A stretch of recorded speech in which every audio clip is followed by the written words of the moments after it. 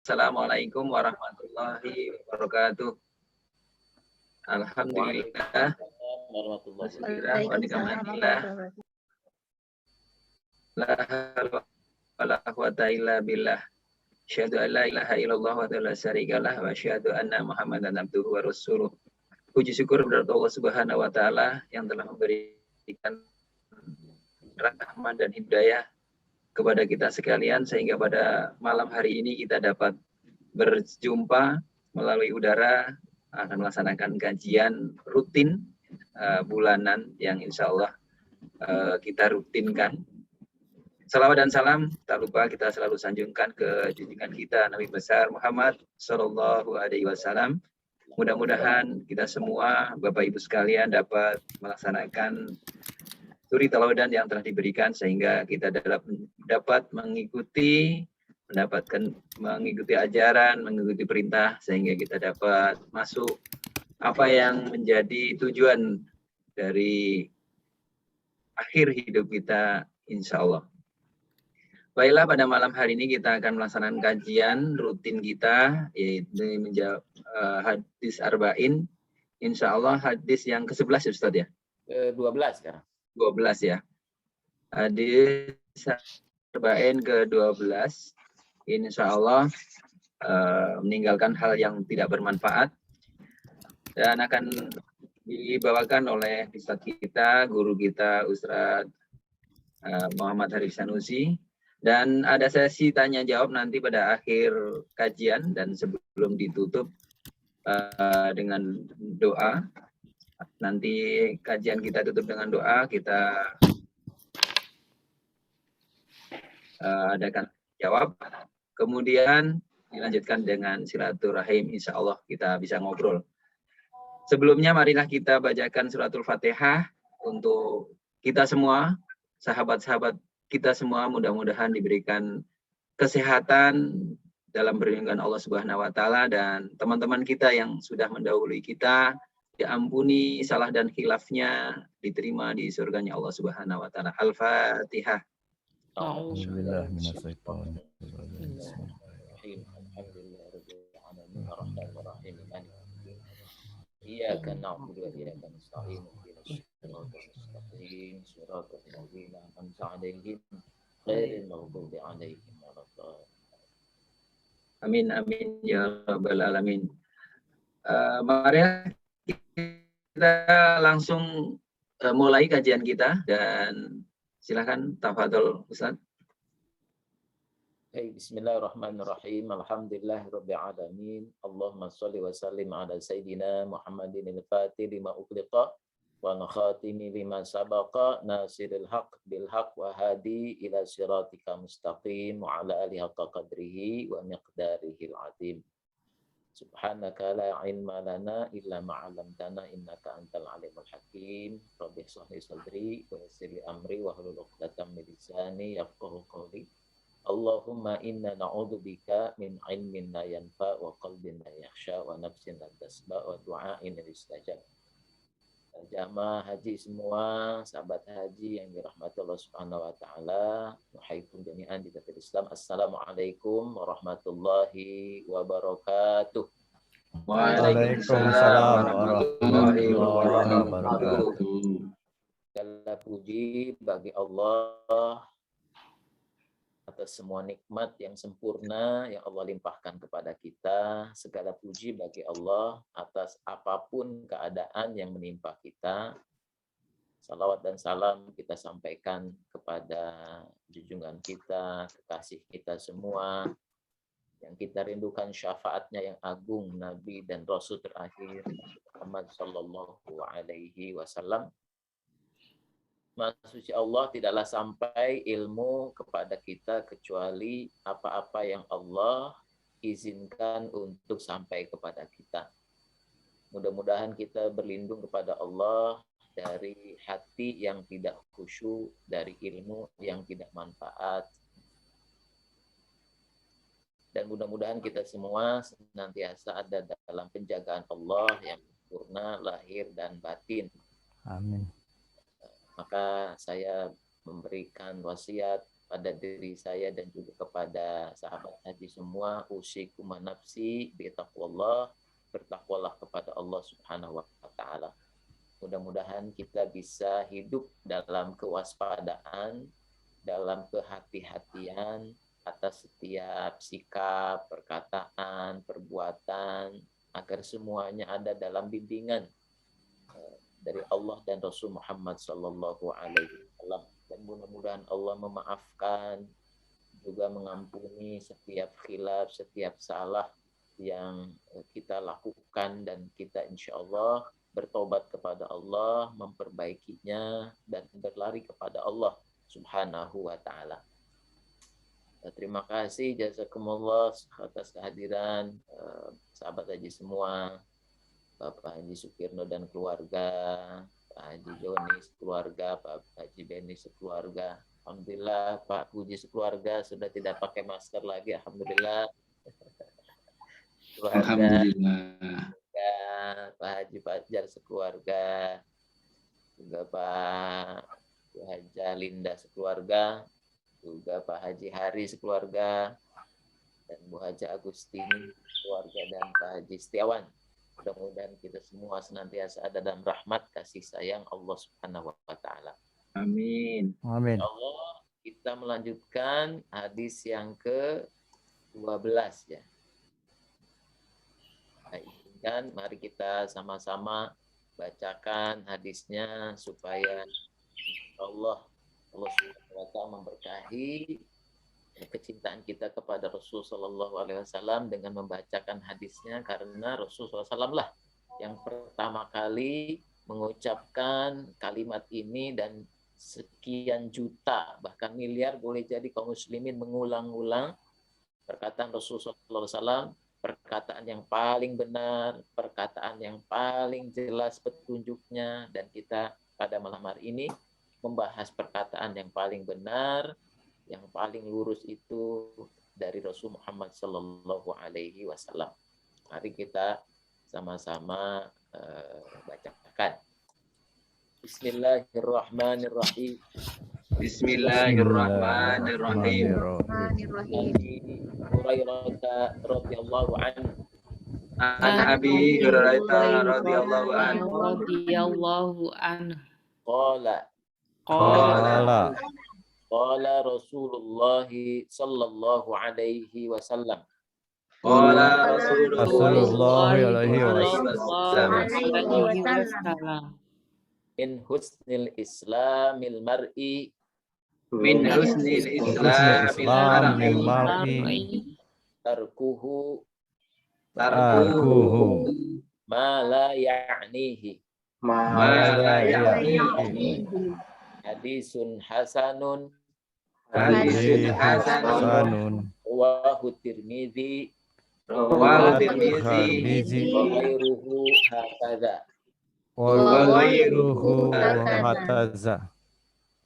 Dari Abu Hurairah, sahabat Rasul Sallallahu Alaihi Wasallam, mudah-mudahan Allah meridhoinya, dan mudah-mudahan kita bertemu dengan Abu Hurairah di surganya Allah Subhanahu Wa Taala. Amin. Kata bersabda Rasul Sallallahu Alaihi Wasallam, min husnil Islam, sebagian dari kebaikan Islam, kesempurnaan kebaikan Islam, al-mar'i, pada seseorang, tarkuhu, meninggalkan dia, mala yaknihi, apa-apa yang tidak bermanfaat.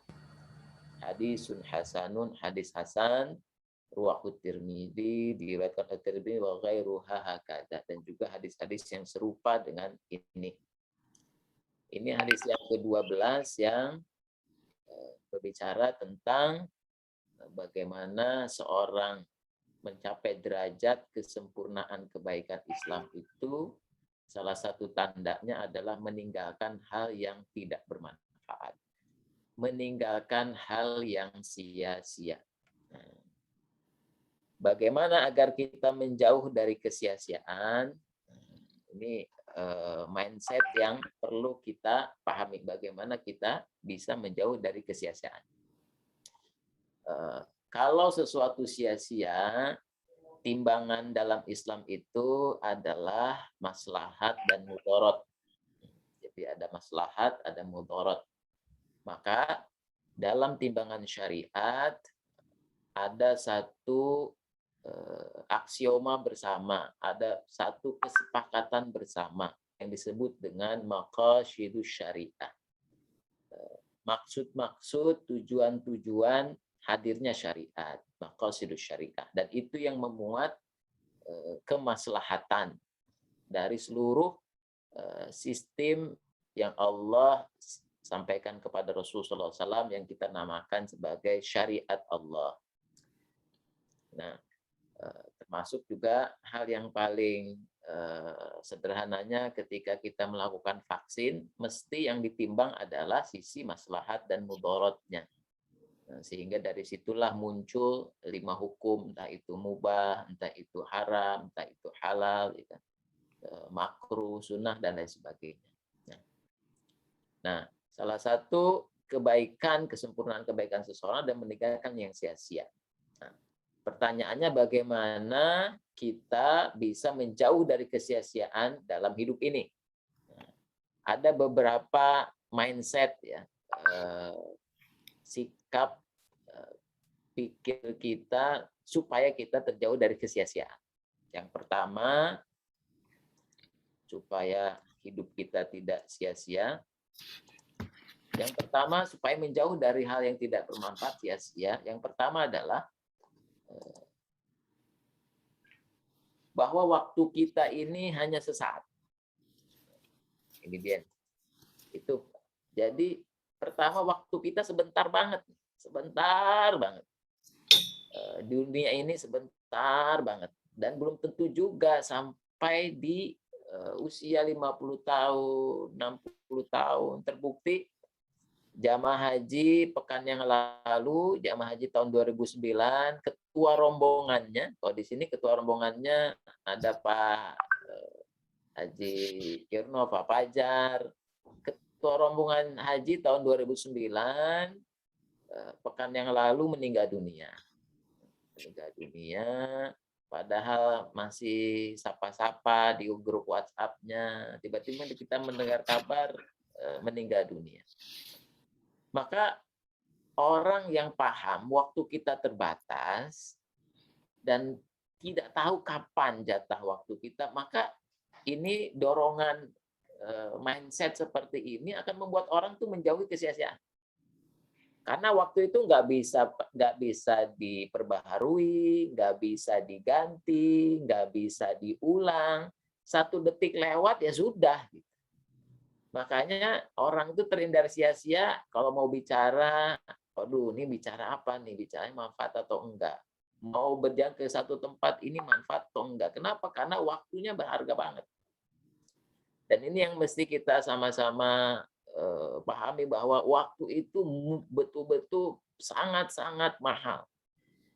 Dan karenanya di Al-Quran itu Allah Subhanahu wa taala bersumpah dengan waktu itu banyak banget.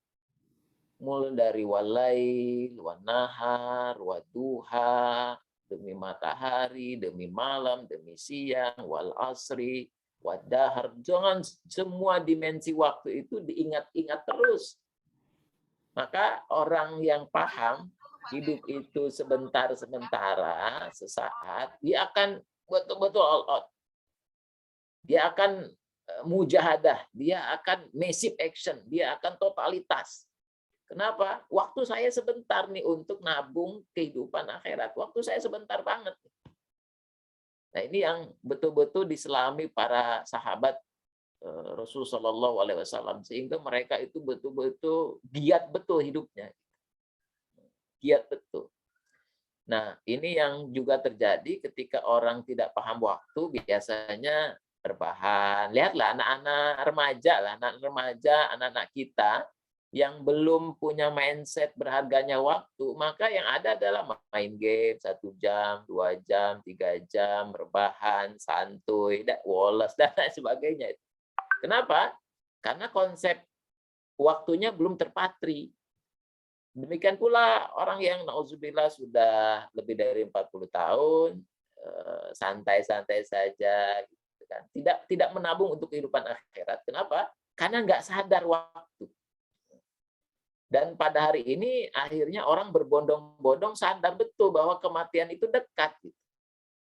Saya dapat telepon dari murid yang usianya di atas 10 tahun, juga teman dari Pekalongan, jam 7 seperti sekarang masih Zoom meeting. Jam 9 udah meninggal gitu. Padahal jam 7 masih Zoom meeting seperti ini. Jam 9 udah meninggal. Itu luar biasa. Bagi saya pandemi ini membuat hidup tambah semangat gitu. Bukan tambah keder, bukan tambah khawatir, bukan tambah takut. Justru pandemi ini luar biasa nasihat kematian itu berseliweran, maka yuk maksimalkan.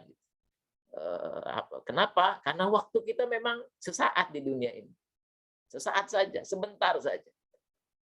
Dan ukuran waktu di akhirat itu 1000 tahun waktu dunia. Jadi Masya Allah itu ya. Akhirat itu 1000 tahun waktu dunia. Jadi kalau kita usia 60 tahun di dunia, kalau 60 tahun, di akhirat itu sama dengan 90 menit saja. 90 menit saja. Sesaat betul di dunia itu. Maka orang yang paham konsep waktu, insya Allah dia tidak melakukan kesia-siaan. Yang kedua, jamaah haji semua yang dirahmati Allah Subhanahu wa taala, supaya tidak sia-sia, tidak melakukan hal yang tidak bermanfaat, apa yang mesti kita sama-sama yakini bahwa fokuslah kepada tujuan yang utama. Fokus pada tujuan yang utama. Dan surat Al-Qasas sampaikan oleh Allah Subhanahu wa taala ayat 28, A'udzubillahi minasyaitonir rajim. Wabtaghi fima ataqallahu darul akhir. Wala tansa nasibaka minad dunya wa ahsin kama ahsanallahu ilaik. Yang mesti jadi obsesi jamaah haji semua adalah kehidupan akhirat. Pokoknya akhirat, timbangannya akhirat, kemuliaan akhirat, keagungan akhirat, keselamatan akhirat. Itu betul-betul tepati pada diri orang beriman. Dan ketika kita bicara akhirat, otomatis dunia itu udah include. Dunia itu udah masuk. Saya berumah tangga untuk kehidupan akhirat saya. Saya membersamai anak-anak, mengajar, mendidik untuk kehidupan akhirat saya. Saya bertetangga untuk kehidupan akhirat saya. Saya berbagi untuk kehidupan akhirat saya. Saya semuanya itu difokuskan untuk kehidupan akhirat. Bukan akibat-akibat duniawi. Nah, tidak sekedar akibat. Kenapa? Karena akibat duniawi itu sudah sempurna ditakdir oleh Allah. Bahwa seseorang matinya kapan, rizkinya dia dapatkan kapan, berapa jumlahnya, siapa jodohnya, itu kan sudah Allah jamin semua. Yang tidak dijamin adalah orang yang beramal untuk kehidupan akhirat. Adapun orang menikah, dapat rizki, dapat itu enggak pasti mengejar orang itu. Tetapi apakah orang itu berumah tangga karena Allah, bertetangga karena Allah, bekerja karena Allah? Nah, ini yang mahal. Kenapa? Makanya bagi orang yang tidak mau sia-sia hidupnya, fokuslah kepada kehidupan akhirat. Orang yang fokus pada kehidupan akhirat, insya Allah nggak akan sia-sia, terhindar dari kesia-siaan. Berikutnya yang ketiga, supaya kita tidak sia-sia. Nah, ini dia nih. Nah, bahwa ada malaikat pencatat. Ada malaikat pencatat. Ya Allah, tuh. Ada 7 lapis catatan. Ada 7 lapis hisab. Ada malaikat ma yalfizu min qaulin illa ladaihi raqibun atid di surat Qaf ayat 18. Tidaklah seseorang bicara kayak seperti saya seperti ini kecuali ada malaikat yang mencatat. Ini perkataannya karena Allah atau enggak, niatnya karena Allah atau enggak. Itu dicatat setiap kalimat-kalimat baik, yarfa'uh, dia naik ke langit. Maka orang yang paham bahwa ada yang mencatat, dia tidak sembarangan bicara. Dia tidak sembarangan melakukan perbuatan. Kenapa? Karena ada malaikat yang senantiasa menjaganya. Dan dia senantiasa tenang. Kenapa? Karena ada penjagaan malaikat. Dan malaikat itu tidak hanya mencatat, ada malaikat yang membersamai dengan rahmat Allah bersama dengan orang-orang beriman, menolong orang-orang beriman. Jadi orang mukmin itu tenang. Kenapa? Karena ada pasukan bala tentara malaikat yang membersamai siapapun yang berbuat baik. Itu yang ketiga, supaya kita tidak sia-sia, bahwa semuanya dicatat. Yang keempat, supaya tidak sia-sia, mindset-nya hidup ini adalah ada hisab atas nikmat yang kita lakukan. Saya biasanya Isya, sholat Isya itu mengakhiri satu hari sebelum tidur, biasanya saya baca surat At-Takasur. Bismillahirrahmanirrahim. Alhaakumut takatsur. Mengumpul-ngumpulkan harta, membuat kamu lalai dari mengingat Allah, dari mengingat akhirat. Alhaakumut takatsur hatta zurtumul maqabir, sampai kamu masuk ke dalam liang kubur. Kalla saufa ta'lamun summa kalla saufa ta'lamun. Kelak kamu akan ngerti, akan paham. Kau sudah masuk kubur, nyesalnya luar biasa. Law tarawunnaha. Jadi di ayat terakhirnya latus alunna yauma idin anin naim. Dan pasti kamu akan ditanya atas setiap nikmat yang Allah berikan kepada kita. Para sahabat bertanya, ya Rasulullah, sekecil-kecilnya nikmat yang Allah berikan kepada kita akan ditanya ya Rasulullah. Ya, akan ditanya semuanya, akan dihitung, akan dihisab. Maka para sahabat tuh nangis. Kenapa ya Allah? Saya kalau semua nikmat dihisab, nggak mungkin selamat kayaknya. Dan kita udah survei sederhana Pak. Di rumah kita kalau dihitung-hitung, ada berapa banyak barang-barang yang sebenarnya nggak kita perlukan. Tapi nangkring ada di atas lemari, di atas kamar, ada di gudang, itu nggak dimanfaatin tuh. Atau boleh jadi mengkoleksi sesuatu dan koleksinya itu ya nggak manfaat, dikumpul-kumpulin.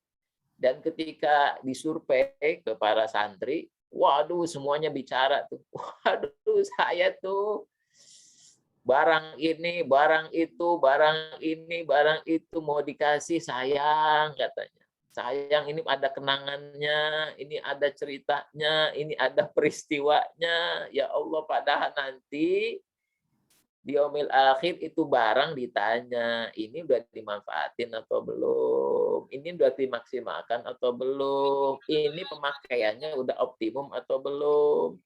Saya ingat guru saya menyatakan, guru saya itu di Depok, dia punya kendaraan, dia itu kalau ada ketemu nih ibu-ibu muda, ketemu sama suaminya, baru nikah sedang hamil pertama ya? Iya, langsung guru saya ini mengatakan, saya punya mobil di rumah, jadi kalau perlu untuk ke dokter, silahkan dipakai.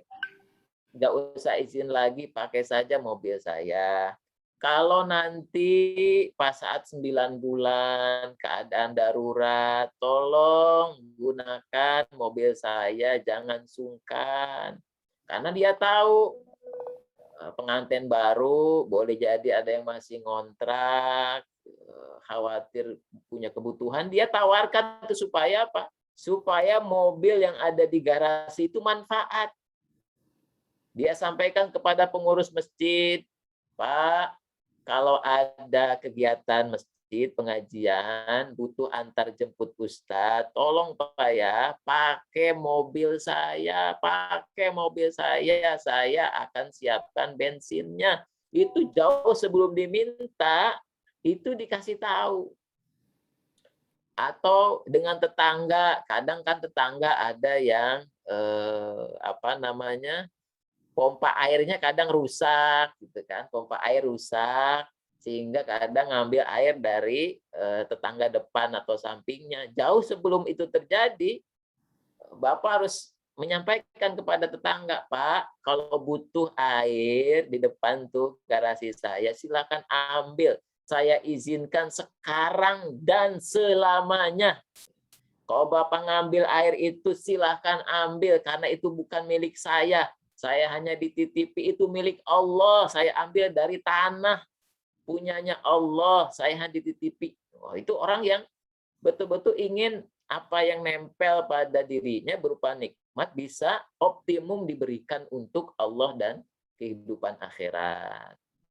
Jadi kira-kira ketika saya sampaikan ini kepada murid, akhirnya murid saya bilang gini, Pak Ustadz, kan Pak Ustadz nyampein ini ke saya. Nah, sekarang saya ngomong Pak Ustadz, kalau Pak Ustadz butuh mobil saya, pokoknya pakai ya.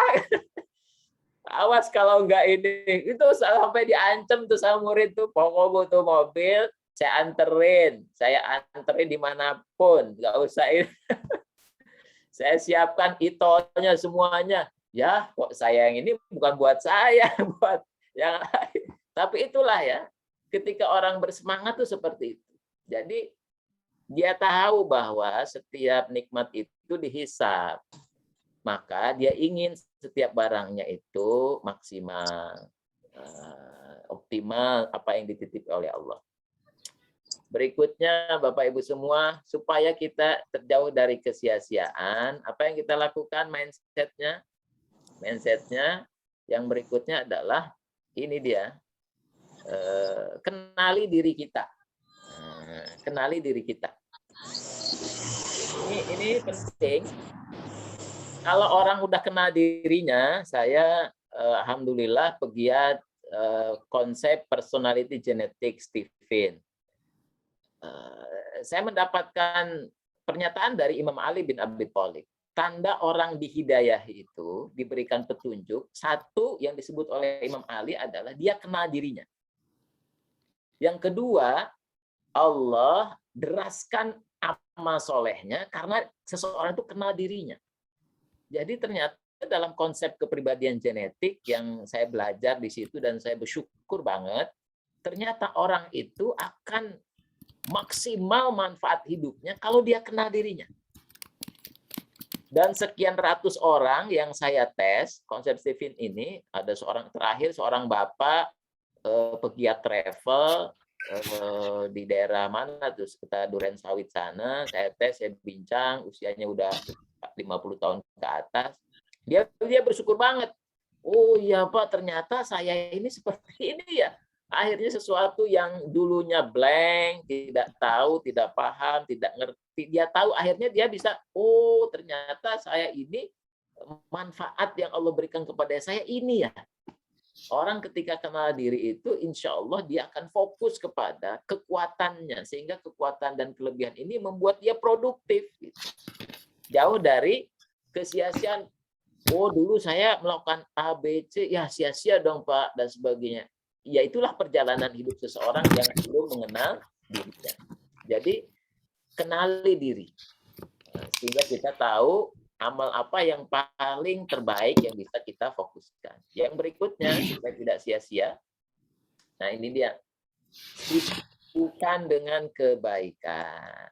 Karena kalau orang tidak sibuk dengan kebaikan, maka dia disibukkan dengan, boleh jadi kesia-siaan. Na'udzubillah, dengan disibukkan dengan kemaksiatan. Kayak kita nih nge-zoom ke sini, alhamdulillah karena nge-zoom bareng-bareng, ya, makanya nggak mungkin kan nge-zoom berbuat maksiat, enggak kan? Kita niatnya ketemu, berbuat kebaikan, lillahi ta'ala, mudah-mudahan dicatat sebagai amal soleh yang berlimpah pahalanya. Kenapa? Dan kita terhindar pada yang sama dengan keburukan, terhindar dari kesia-siaan, terhindar dari perkataan ghibah, fitnah, terhindar dari ngejelekin orang lain, terhindar dari banyak hal. Kenapa? Karena kita sibuk ngaji. Gitu. Maka ada orang yang seumur hidupnya senang di pesantren. Jadi ada santri dan itu terasa di Azkia saja, di Azkia Islamic School, Darut Tauhid di Ciputat, ada santri yang bilang begini, Pak Ustadz, kayaknya hidup itu yang paling maksimal, optimal di pesantren deh saya. Akhirnya sebelum dia lulusnya dia bilang, saya mau berkhidmat aja deh di pesantren, terserah deh mau diapain, yang jelas di sini saya manfaat.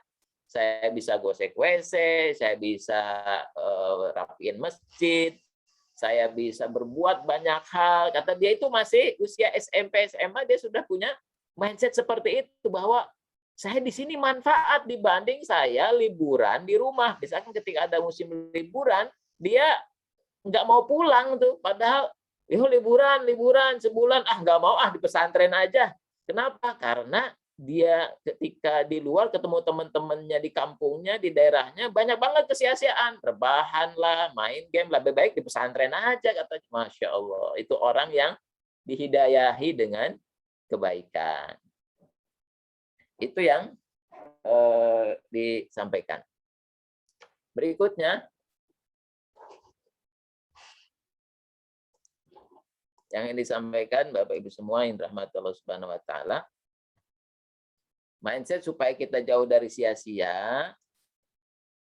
Nah, ini pahami skala prioritas.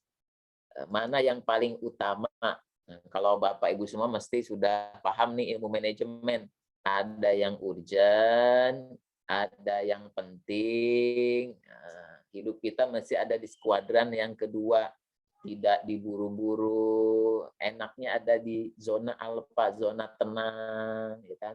Kenapa? Karena dia tahu prioritas mana yang paling utama. Prioritas utama yang paling luar biasa apalah? Waktu kita yang paling luar biasa, waktu bersama dengan Allah. Waktu yang paling utama apa? Waktu sholat, itu yang paling keren, yang paling luar biasa. Sholat itu makanya Rasulullah SAW dan para sahabat itu sholat terus. Kenapa? Karena waktu bersama Allah adalah waktu yang paling utama, yang harus dibela, diprioritaskan, nggak boleh ada yang diganggu. Makanya seorang Habib Umar bin Hafiz suatu saat lagi zikir maghrib ke Isya, terus ada anaknya datang. Terus menyampaikan satu hajat. Lalu anaknya ini langsung ditegur sama ayahnya. Kamu kan tahu, kamu sudah belajar bahwa waktu yang paling berharga itu waktu bersama dengan Allah. Jadi kalau lagi sholat, kalau lagi zikir, tolong urusan-urusan yang lebih rendah dibanding dengan itu ditahan dulu. Ditahan dulu. Kenapa? Karena ada waktu yang utama yang sedang dijalankan. Saya juga ingat Profesor Kiai Haji Didin Hafiduddin, ya, Rektor UIK itu. Beliau itu tiap hari dari dari subuh sampai waktu syuruk itu mesti di masjid. Kaji itu dari terus tiap hari. Kenapa? Dan itu nggak bisa diganggu, handphonenya ditinggalin. Jadi handphonenya ditinggalin di rumah, waktu itu waktu yang berharga, sehingga ketika ada yang betul-betul urusan penting baru datang. Dan anaknya, keluarganya tahu kalau lagi di masjid dari subuh sampai waktu syuruk itu handphone ditinggalin, semua tinggalin. Kenapa? Karena tidak mau ada yang mengganggu waktu yang terbaik bersama dengan Allah. Maka miliklah prioritas-prioritas utama dalam hidup ini.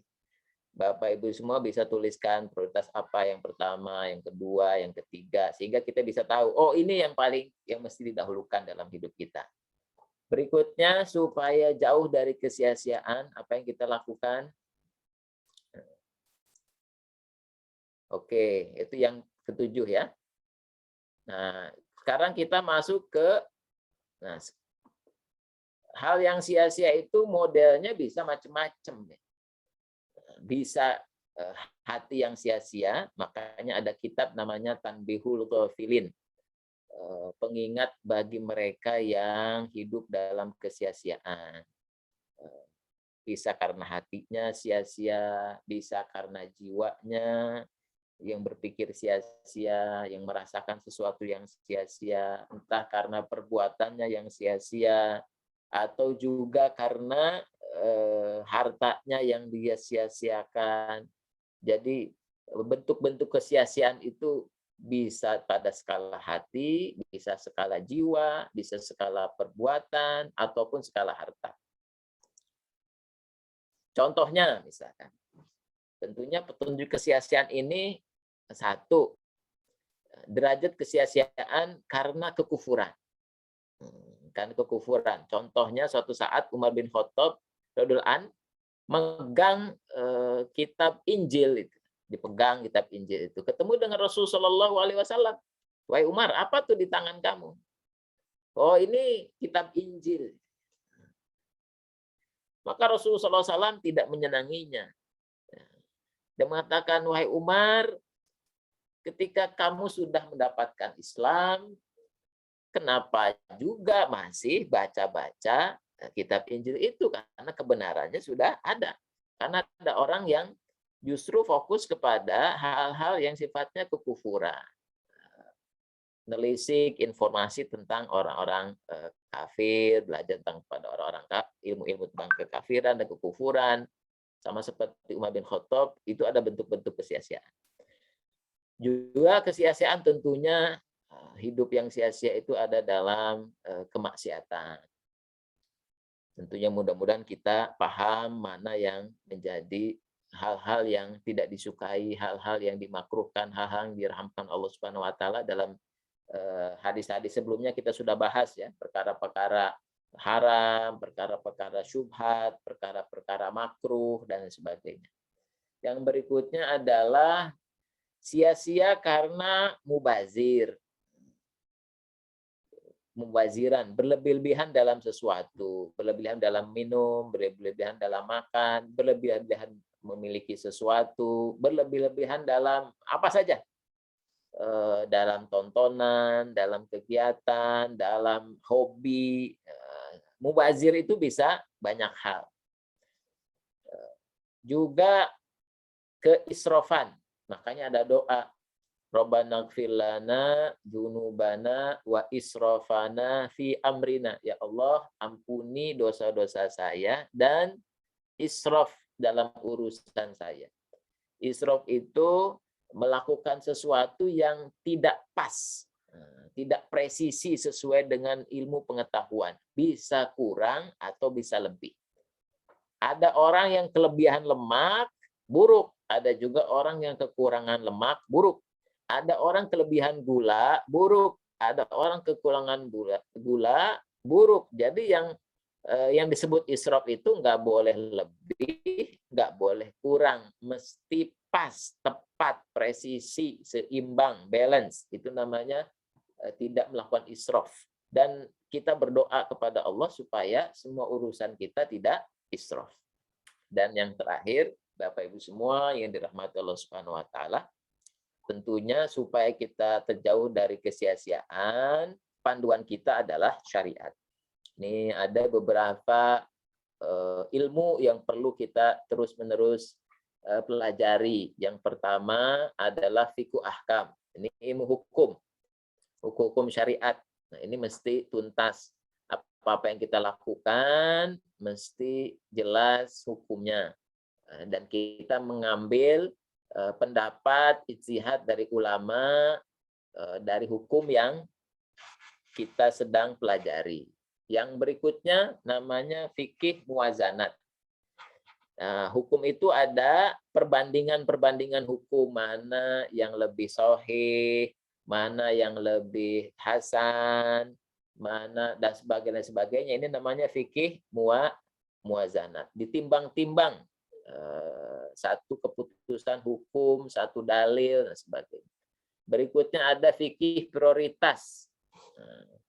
Ini juga ada bukunya bagaimana kita memprioritaskan yang perlu kita utamakan dari yang belum utama. Ada juga kita pelajar fikih dakwah, bagaimana kita mengajak orang lain kepada kebaikan, ternyata juga ada ilmunya supaya ketika kita mengajak justru bukan membuat orang yang kita ajak justru kabur dari kebaikan dan keindahan Islam. Yang berikutnya ada fikih waqi, fikih realitas, fikih kontemporer. Kita belajar fikih kontemporer terkait dengan masalah-masalah kekinian, masalah-masalah kontemporer. Juga ini perlu senantiasa kita update ilmunya. Dan terakhir adalah fikih siasah, fikih politik, fikih strategi, bagaimana kita ngelola kehidupan kita menjadi lebih baik dalam konteks masyarakat, dalam konteks bangsa dan negara. Ini beberapa fikih sehingga dengan pengetahuan ini insya Allah kita semua terhindar dari yang namanya kesia-siaan atau sesuatu yang tidak bermanfaat. Demikian Bapak Ibu semua yang dirahmati Allah Subhanahu wa taala, jazakumullah khairan katsira. Sekali lagi min husnil Islam mar'i tarkuhu ma la ya'nihi. Dan sebagian tanda dari kebaikan Islam seseorang adalah meninggalkan sesuatu yang tiada guna. Disebut ma la ya'nihi, asal katanya adalah inayah. Yang dimaksud dengan inayah adalah sesuatu yang mendapatkan perhatian yang besar. Sesuatu yang menjadi top of mind, yang dipikirin pertama kali. Jadi artinya Rasulullah mengatakan, hati-hati tiap hari itu dominan berpikirnya tentang apa. Jangan sampai dominasi pikirannya kepada sesuatu yang sia-sia, yang tidak disukai oleh Allah Subhanahu wa taala. Barakallahu li wa lakum wa billahi taufiq wa hidayah. Wassalamualaikum warahmatullahi wabarakatuh. Waalaikumsalam warahmatullahi wabarakatuh. Alhamdulillahirabbil alamin. Terima kasih Ustaz untuk kajian malam ini. Kalau kita dapat simpulkan dengan singkat, yakni untuk meninggalkan kesia-siaan di dalam hidup, kita harus fokus bahwa kita hidup hanya sebentar, ya, untuk diisi dengan hal-hal yang baik, dan kita setiap saat awasi oleh malaikat, dan kehidupan kita nikmat yang sedikit pun akan dihisap. Fokus pada tujuan hidup akhirat dengan diisi dengan hal-hal yang baik. Demikian Bapak Ibu sekalian, masih ada waktu sebelum kita ditutup dengan doa. Silakan kalau ada pertanyaan yang berkaitan dengan kajian malam ini ataupun hal-hal yang lain, silakan Bapak Ibu dibuka saja videonya dan untuk bertanya, karena kita bisa, kalau buka videonya bisa silaturahim, kita bisa melihat wajah. Insya Allah kalau senyumnya kelihatan, insya Allah sehat. Silakan Pak. Sajida, ahlan. Assalamualaikum Ustaz. Waalaikumsalam. Assalamualaikum Bapak Ibu. Sehat semua Bapak Ibu. Tambah hebat deh, tambah gemuk sekarang. Alhamdulillah ala kulli hal. Ada di mana nih saja? Di Bandung Ustaz. Oh di Bandung, Masya Allah. Silakan Bapak Ibu yang akan bertanya. Terlambat. Siap. Jazakallah.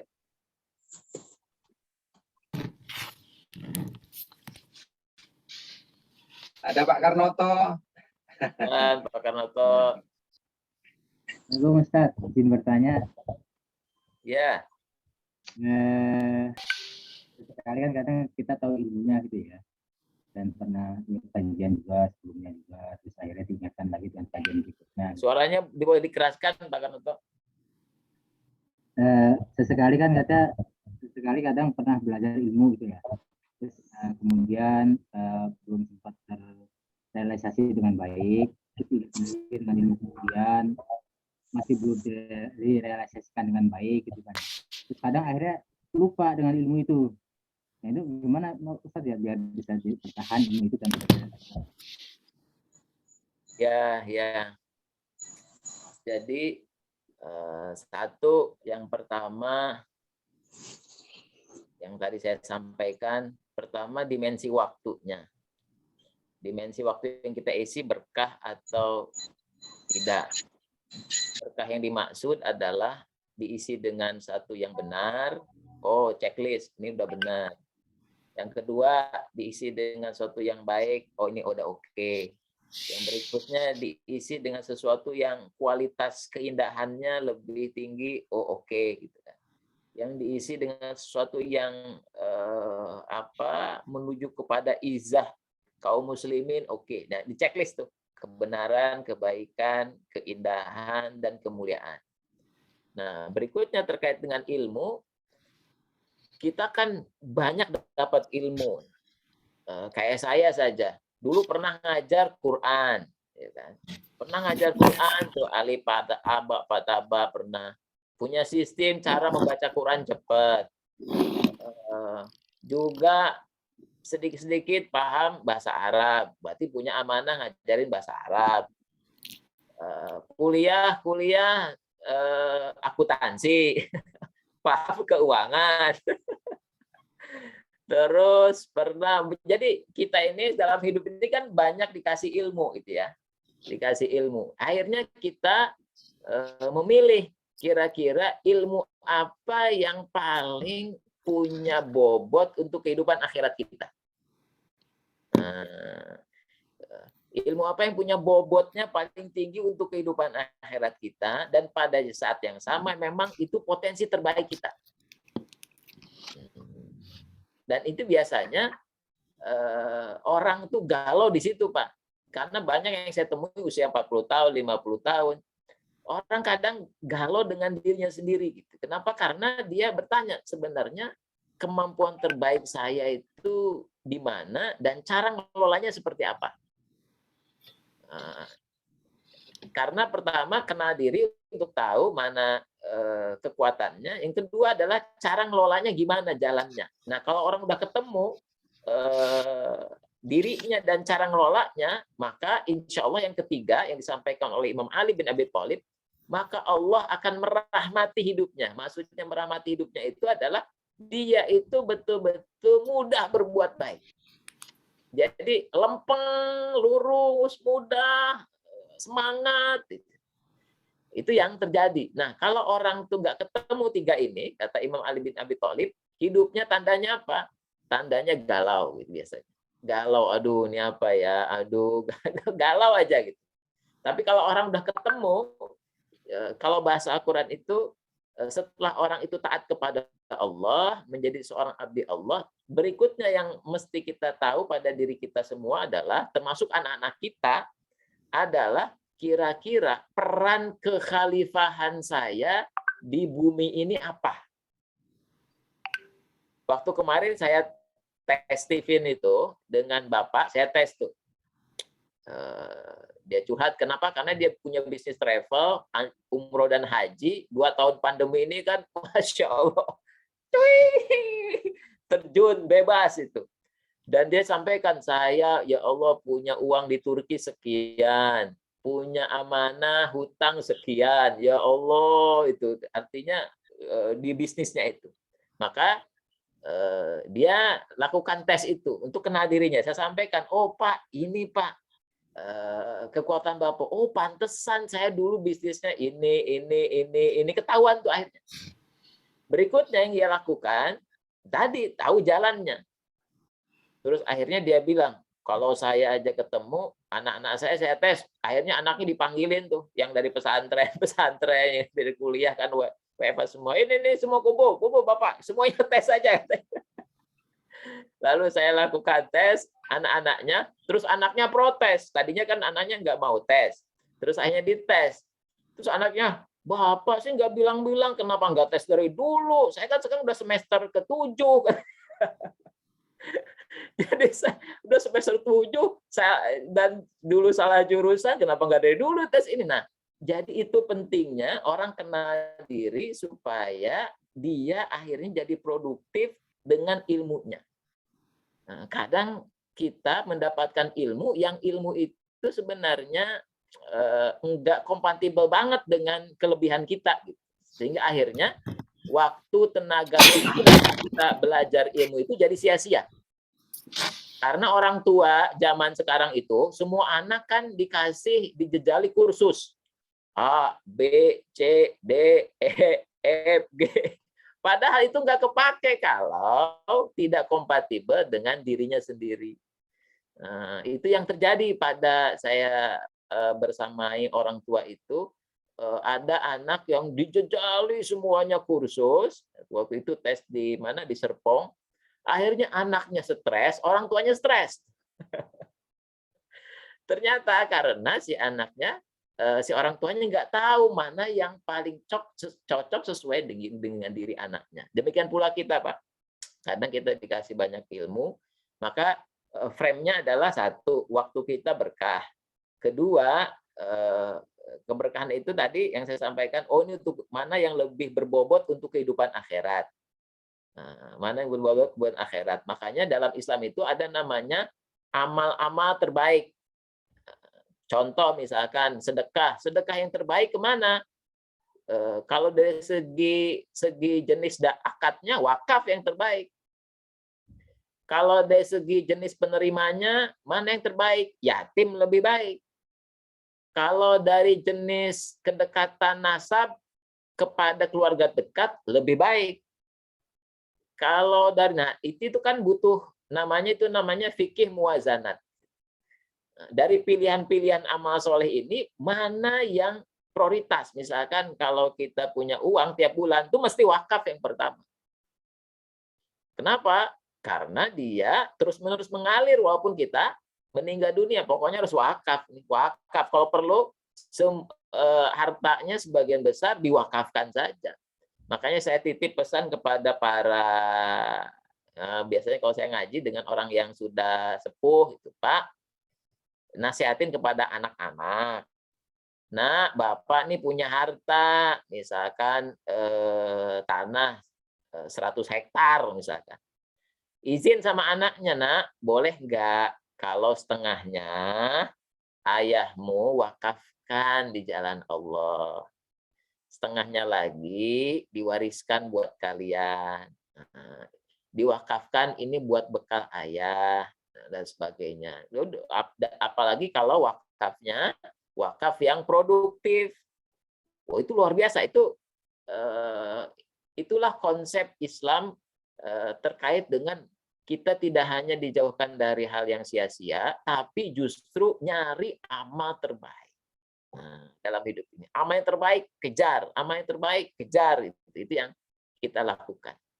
Demikian Pak Karnoto, mudah-mudahan bisa, ya sebagian orang, Pak Karnoto termasuk saya dulu galau nih dengan ilmu sudah ada gitu kan, dan banyak, waduh ini amanahnya gimana nih? Ini kan harus disampaikan ke orang supaya tidak jadi pertanyaan nanti, ilmu kamu tuh nggak dialirin, hati-hati loh nanti itu jadi beban itu kan. Itu yang kadang orang-orang yang dapat ilmu ketika udah dapat PR-nya, waduh ini harus dialirin. Yang dapat harta juga sama, ini saya dapat harta kayak Utsman bin Affan, dapat harta banyak, waduh ini harta ini banyak banget. Saya harus bagi-bagiin, datang lagi. Dan itulah yang bisa kita lakukan, Pak. Semaksimal mungkin terus-menerus meneliti amal-amal kita, mana yang paling baik sebagai bekalan kehidupan akhirat kita, insya Allah. Wallahu a'lam bil murad. Barakallah. Silakan Bapak Ibu kalau nggak ada lagi. Kalau saya gimana, Ustaz? Nggak ada yang bagus itu. Nggak ada yang gimana mau manfaat, orang gak jelas itu.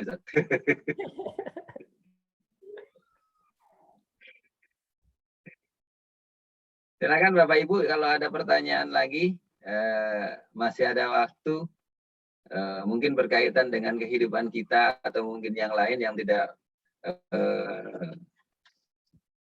mungkin perlu jawaban dari Ustadz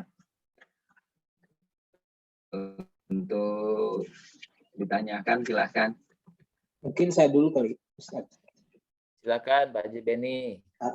Tadi saya dengar ada tes Stephen, boleh dijelaskan Ustaz sedikit? Tes Stephen itu seperti apa?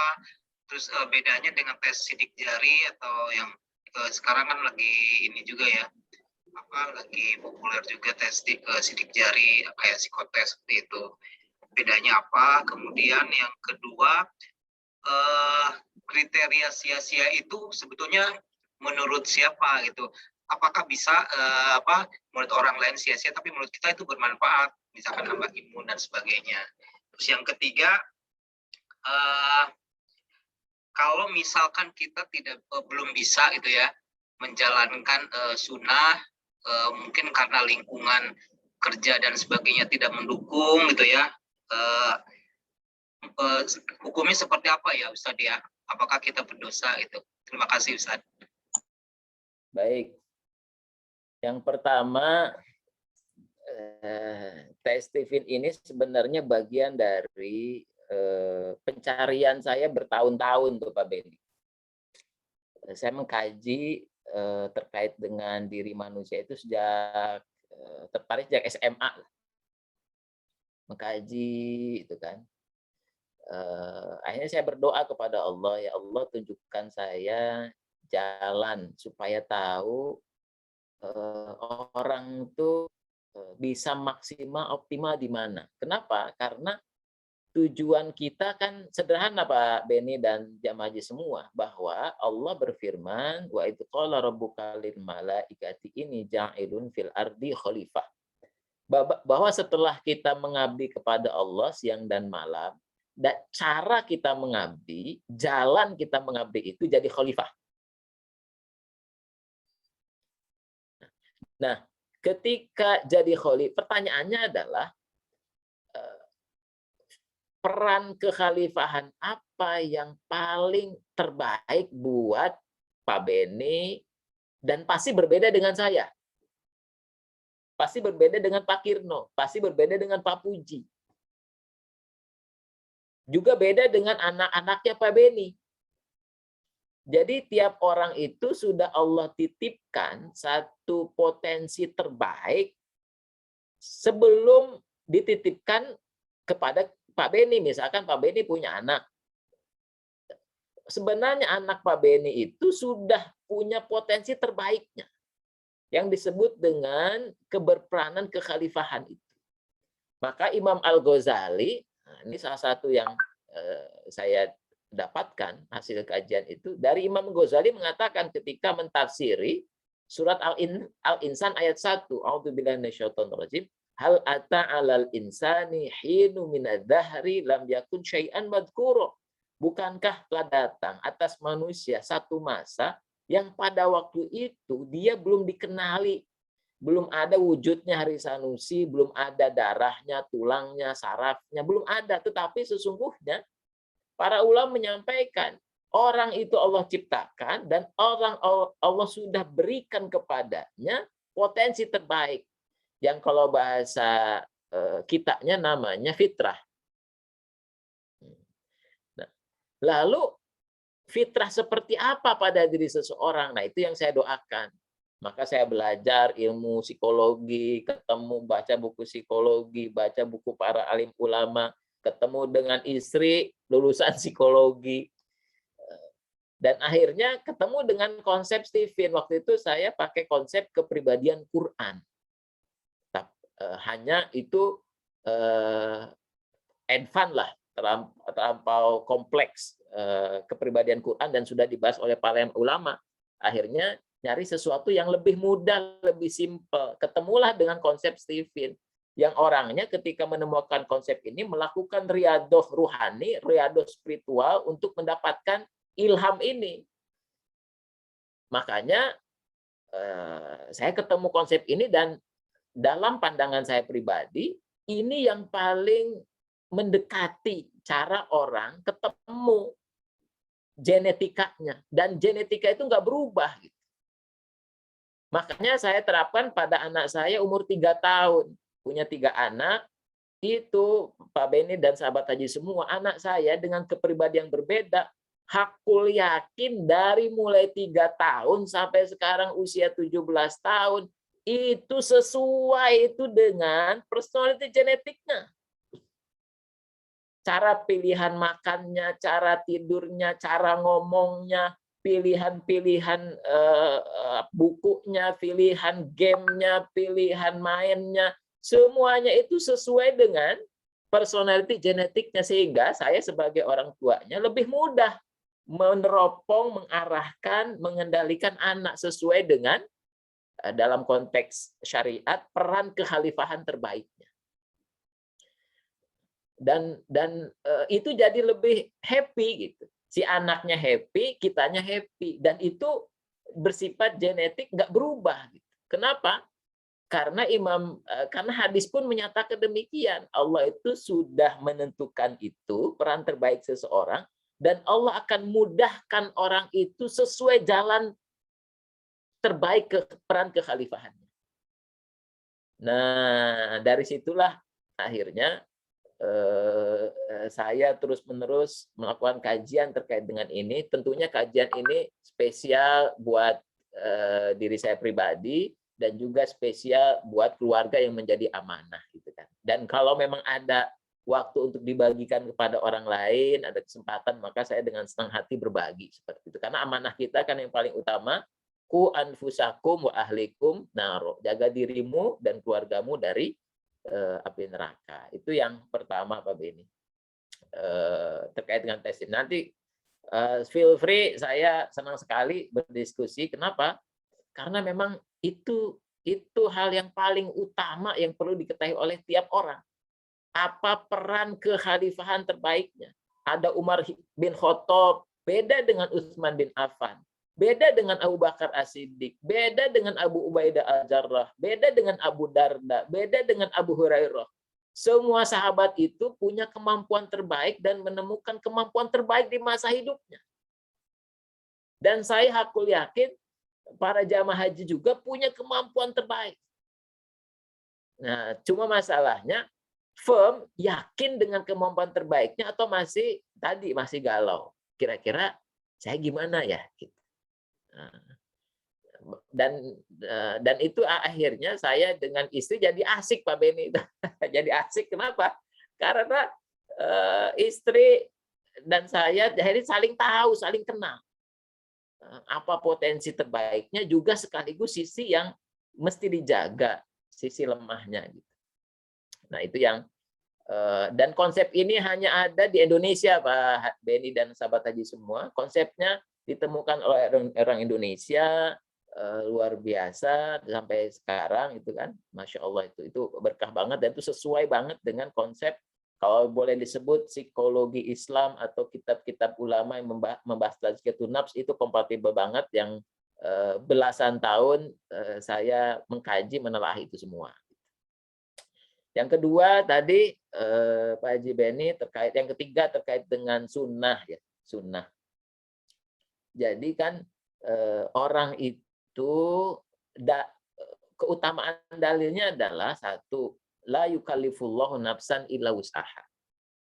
Orang itu tidak akan dibebani di luar batas kemampuannya. Itu yang kaidahnya. Yang kedua, kaidahnya adalah al-ajru biqadari masyaqqah. Pahala itu sesuai dengan kadar sulitnya. Tinggal Pak Beni nimbang-nimbang nih, kira-kira saya ini sunnah A, ini sunnah B. Dengan saya yang pilih keadaan seperti ini, kira-kira dengan waktu saya yang bentar lagi pasti jatah hidupnya akan berakhir, saya harus menabung di akhirat. Kira-kira kalau saya timbang-timbang nih dengan fikih muwazanat, dengan fikih prioritas, mana yang lebih maslahat, mana yang lebih berbobot. Nah, ketika kita sudah timbang-timbang, baru kita ketika kita sudah beristihad, dan itulah istihad terbaik yang kita lakukan dalam pilihan-pilihan sunnah yang beragam. Dalam pilihan-pilihan sunnah yang beragam. Karena kalau kita bicara amal soleh, itu levelnya beragam. Beragam betul. Rasulullah SAW itu memberikan aspek yang sangat luas, pilihan-pilihan kesunahan untuk berbuat amal soleh.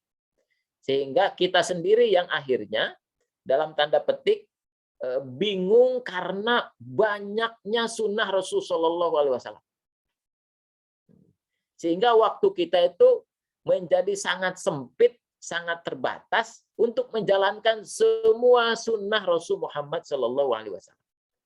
Itulah hebatnya syariat Islam yang luas, lengkap, dan sempurna itu, Pak Beni. Dan kita sebagai orang beriman itu pasti punya semangat menggebu-gebu untuk menjalankan semuanya gitu. Jadi kita pingin semuanya saya lakukan gitu. Semuanya saya penuhi, dan itu semangat yang positif. Kenapa? Karena itu pasti berasal dari beriman kepada Allah Subhanahu wa taala. Itu semangat karena ingin selamat di kehidupan akhirat. Tidak hanya selamat, dapat surga yang paling tinggi. Makanya iman itu yang mendorong untuk menjalankan semua yang dipesankan Rasulullah SAW.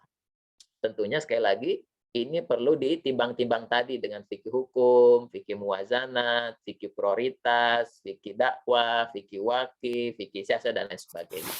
Nah, inilah fungsinya akal kita untuk menimbang-nimbang mana yang paling prioritas, mana yang paling terbaik, dan Allah Subhanahu wa taala senantiasa memberikan ganjaran terhadap ijtihad yang dilakukan oleh kita. Yang kedua, Pak Beni apa tadi? Saya lupa. Kriteria kesia-siaan. Apakah tolak ukurnya apa gitu? Kadang-kadang menurut kita kan itu sebenarnya tidak sia-sia, itu menjalankan hobi kita, itu menambah imun dan seterusnya, tapi menurut orang itu sia-sia gitu. Justru itulah Pak Beni, ketika kita kenal diri kita, akhirnya ukuran sia-sianya apakah sesuai dengan kepribadian kita. Saya misalkan, saya dengan anak saya melakukan A. Karena saya tahu kepribadiannya seperti itu, maka itu yang terbaik. Tapi bagi saya, enggak. Istri saya melihat saya, dan saya melihat istri saya. Istri saya itu melakukan aktivitas banyak di sisi A. Misalnya. Dan itu aktivitas terbaik. Dan bagi saya, menurut pandangan saya, itu enggak terbaik kalau ukuran pada diri saya. Jadi ukurannya bukan pada orang lain, tapi ukurannya pada kepribadian terbaik kita sebagai seorang khalifah. Maka akhirnya ketika kita tahu jalan tiap orang itu berbeda, makanya kita bercermin satu sama lain, Pak Beni. Al-mu'min mir'atul mu'min. Mu'min itu cermin bagi mu'min yang lain. Ada teman saya yang intuiting. Orang intuiting itu kan senang dengan pernak-pernik, bikin sendiri, bikin kreativitas sendiri. Dia habiskan waktu, tenaga, pikirannya. Kenapa? Karena dia orang intuiting, Pak Ben. Tapi bagi sebagian orang, ngapain sih ngabisin waktu, ngabisin uang, ngabisin perhatian, ngurusin itu. Kenapa? Karena kepribadian tiap orang itu berbeda, dan peran kekhalifahan yang Allah pilih bagi Pak Beni, Pak Puji, semua yang ada di sini itu beda, spesifik, dan itu nggak bisa dihukumi oleh orang lain, nggak bisa sama sekali. Itu bukti bahwa manusia itu ciptaan Allah yang terbaik, Pak Beni. Manusia itu ciptaan Allah yang terbaik. Tidak ada manusia yang tidak cerdas, tidak ada manusia yang tidak hebat, tidak ada manusia yang luar. Manusia itu semuanya istimewa Allah ciptakan. Laqad khalaqnal insana fi ahsani taqwim. Maka saya senantiasa kagum kepada setiap orang, setiap manusia. Karena yakin setiap manusia itu punya kelebihan yang luar biasa. Yang boleh jadi saya sangat sedih kalau lihat orang dia tidak tahu peran kekhalifahannya. Dia tidak tahu dirinya. Saya sangat sedih. Kenapa? Karena kalau orang tidak kenal dirinya, pasti waktu, tenaga, pikiran, biaya yang dikeluarkan itu sia-sia, Pak Ben. Atau dia memboroskan, namanya kalau dalam manajemen itu stupid cost. Biaya kebodohan. Sama seperti menyuruh ikan terbang. Kan nggak bisa, Pak Beni. Masa ikan disuruh terbang? Atau menyuruh kera untuk jago berenang. Ngalahin ikan. Itu kan orang dilatih burung, suruh dilatih manjat. Gitu kan. Ya kalahlah sama hewan yang memang aslinya tukang panjat. Nah kadang kita mengenal manusia itu Di mana kelebihan anak saya nih? Di mana kekuatannya? Nah, kadang tren budaya sekarang orang menyamaratakan, misalkan nih, mohon maaf, kan sekarang trennya jadi hafiz misalkan. Trennya jadi hafiz, dulu apa? Semuanya hafiz, paksa hafiz, saya semuanya. Padahal peran kekhalifahan seseorang itu beda-beda. Dan itu yang mesti diukur pada tiap anak. Kira-kira kelebihannya apa ya? Nah, termasuk pada diri kita sendiri gitu. Nah, itu Pak Beni, ukuran sia-sia itu kita yang menimbang-nimbangnya, bukan menurut pendapat orang lain. Justru yang paling stres sekarang adalah ketika orang itu fokus hidup untuk ya mikirin orang lain, mikirin pendapat orang lain, ngobrolin orang lain, akhirnya lupa pada dirinya sendiri. Itu yang terjadi saat ini. Wallahu a'lam bil murad.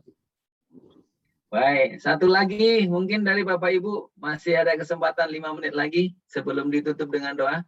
Barangkali ada. Silahkan, ada pertanyaan yang Ustadz. mau bertanya kepada Ustadz. Waalaikumsalam warahmatullahi wabarakatuh. Ustadz, saya masih agak gelap soal israf. Ustadz, bisa minta tolong jabarkan sedikit. Oh ya, israf itu yang saya sampaikan sesuatu yang melampaui batasnya, baik itu batas bawah atau batas atas. Nah, itu disebut israf. Jadi berlebih-lebihan itu bisa karena plus, bisa karena minus. Nah, israf itu bisa makan. Kan makan optimum itu seperti Rasulullah sampaikan, sepertiga air, sepertiga udara, ya, sepertiga makanan itu sendiri. Yang disebut israf adalah kalau proporsinya lebih melebihi itu atau kurang dari itu. Itu namanya israf. Nah, sehingga kita betul-betul berpikir titik optimal terhadap segala sesuatu yang kita lakukan. Contoh, ada orang di masjid itu sampai menjelang duha di masjid zikir. Terus Umar bin Khattab lewat. Umar masuk, ditarik orang ini, ngapain sampai waktu duha masih ada di masjid? Kata dia, saya sedang beribadah kepada Allah. Memangnya kamu nggak punya keluarga? Punya. Lalu siapa yang menafkahi keluarga kamu? Ada saudara saya. Umar mengatakan, saudara kamu lebih baik daripada kamu. Keluar kamu. Kerja sana. Itu Umar marah kepada orang yang lagi zikir itu. Kenapa? Karena dia berlebih-lebihan. Israf. Semuanya ada takarannya. Semuanya punya hak-haknya. Maka Rasulullah SAW mengatakan, ada hak istri, ada hak suami, ada hak anak, ada hak tetangga, ada haknya. Disebut israf itu adalah, ya Allah, kami memohon kepadamu jangan sampai kamu melakukan sesuatu yang tidak optimal dalam hidup ini. Dalam hal apapun. Kita ingin sesuatu yang optimum, proporsional, pas, seimbang, sesuai dengan kadarnya masing-masing. Dan untuk mengetahui ini, kita butuh ilmu, Bu Haja Ismi. Maka kita butuh ilmu supaya kita bisa optimal dalam menjalankan segala sesuatu. Nasehatin anak, ini udah optimum belum? Apa kebanyakan, apa kurang? Dan sebagainya itu mesti diukur semuanya dengan ilmu supaya kita tidak melakukan israf tadi. Seperti itu. Makasih Ustaz. Terima kasih Ustaz.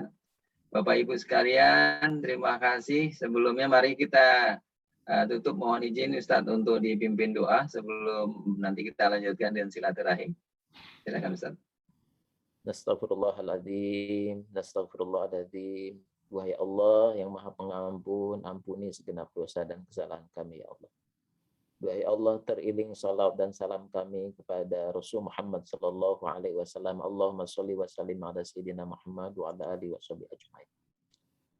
Wahai Allah, Allahumma ja'alna hajjan mabrura wa sa'yan mashkura wa dhanban maghfura wa tijaratan lan tabur.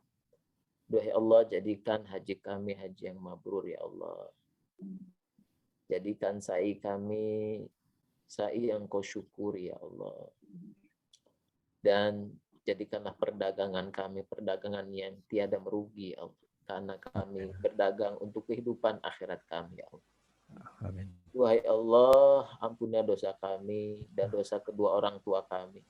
Amin. Juga sahabat-sahabat haji kami yang telah berpulang kepadamu ya Allah.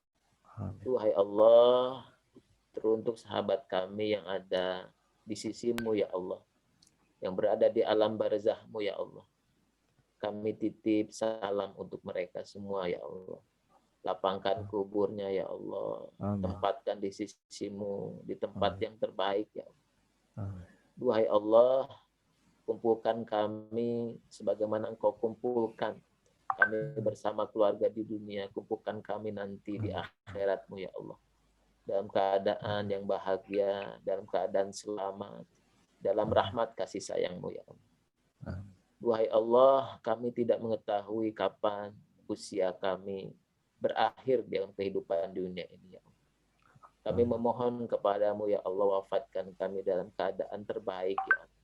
Amin. Wafatkan kami dalam keadaan husnul khotimah ya. Amin. Duhai Allah, berikanlah kepada kami waktu yang berkah ya. Berkah karena ada dalam kebenaran. Berkah karena senantiasa ada dalam kebaikan. Amin. Berkah karena ada dalam keindahan. Berkah karena ada dalam kemuliaan di jalan-Mu ya Allah. Duhai Allah, anugerahkan kepada kami kehidupan yang sepenuhnya mengabdi kepadamu ya Allah. Berikan kepada kami jalan-jalan terbaik, bentuk kekhalifahan kami untuk mengabdi kepadamu ya Allah. Duhai Allah, berkahi rumah tangga kami ya Allah. Jauhkan dari bala, wabah, musibah, fitnah. Duhai Allah, jadikan anak kami anak-anak yang saleh dan salehah. Anugerahkan kepada kami rasa syukur yang dalam terhadap semua nikmat yang Kau berikan kepada kami ya Allah. Juga rasa syukur kepada kedua orang tua kami yang telah mendidik kami ya Allah. Duhai Allah, berikan jalan-jalan amal yang mendatangkan ridho-Mu kepada kami ya Allah. Duhai Allah, inilah kami yang bertaubat dan kembali kepadamu ya Allah. Kumpulkan kami bersama dengan orang-orang yang saleh ya Allah. Allahumma inna nas'aluka ridhaka wa jannah wa na'udzubika min sakhatika wa nar. Duhai Allah, titip jamaah haji kami, sahabat haji kami ya Allah. Mudah-mudahan mereka ada senantiasa dalam penjagaan-Mu ya Allah. Dalam kebaikan di sisi dan rahmat kasih sayang-Mu ya Allah. Ya muqallibal qulub, tsabbit qulubuna ala ta'atik. Rabbana atina fid dunya hasanah wa fil akhirati hasanatan wa qina adzabannar. Rabbana taqabbal du'a innaka antas samiul alim. Wa tub alaina innaka antat tawwabur rahim. Wa sallallahu ala sayyidina Muhammadin wa ala alihi wasallam. Subhana rabbika rabbil izzati amma yasifun. Wassalamun ala mursalin walhamdulillahi rabbil alamin. Amin amin ya rabbal alamin. Terima kasih Ustaz. Bapak Ibu sekalian, kajian kita sudah laksanakan untuk hari ini, bulan ini, dan insya Allah kita bisa ketemu kajian kalau memang belum dicabut PPKM atau masih dalam kondisi seperti sekarang, kita akan tetap rutinkan untuk kajian. Dan mohon maaf Pak Haji Beni, karena kita difasilitasi oleh Pak Haji Beni untuk fasilitas Zoom ini, dan alhamdulillah terima kasih Pak Haji Beni. Bapak Ibu terima kasih semua yang bisa hadir di kajian malam ini, dan mudah-mudahan diistiqomahkan oleh Allah sehingga kita dapat terus belajar, dan insya Allah kita bisa mendapatkan ilmu-ilmu untuk bekal kita. Saya rasa silahkan dibuka untuk Bang Zida, kapan ke Mekah lagi nih? Secepatnya Ustadz, udah kangen banget ini Ustadz, sama semua juga. Ya.